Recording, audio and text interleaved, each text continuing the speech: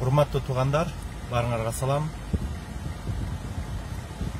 Кичине салыштырайын деп атам да. Салыштыр. Мисалы, улуу сөздө уят жок дейт. Бая аял кишиде деле эркек менен чогуу болуш үчүн ошол эркекке кандай бир жылуу сезимдер болуш керек да.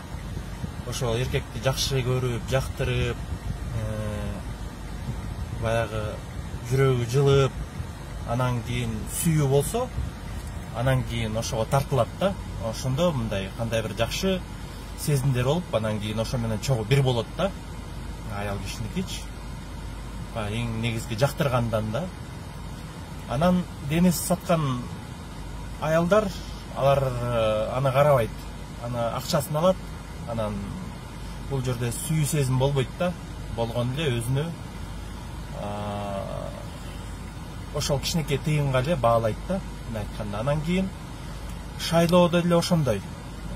Сен бирөөнүн тыйынын алып аткандан кийин, сен өзүң ошо кимден тыйын алсаң, ошол партияга шайлаш керексиң да.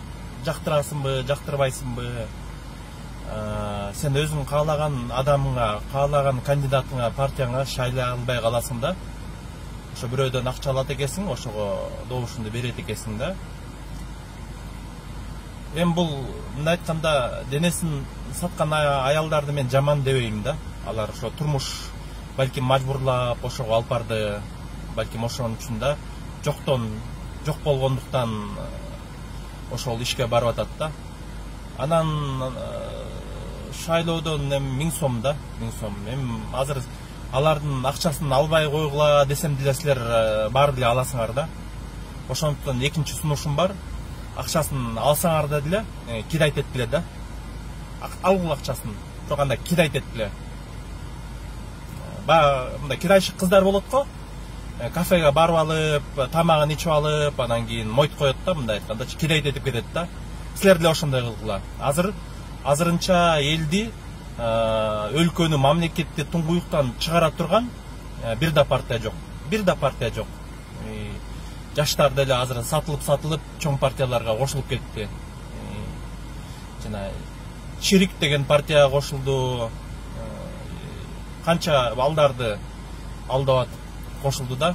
Анча мынчаларын көрүп атабыз, баары алдап атат да. Ошондуктан тыйындарын алгыла, анан кирайт эткиле да.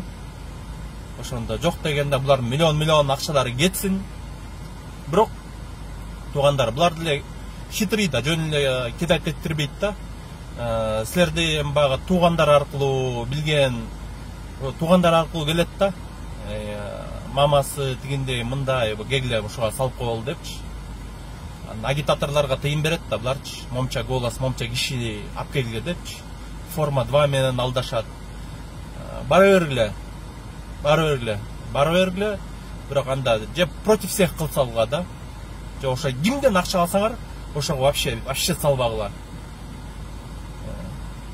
Эгер силерди ошо кичинекей тыйынга сатып алабыз деп атабы, сатылбагыла да.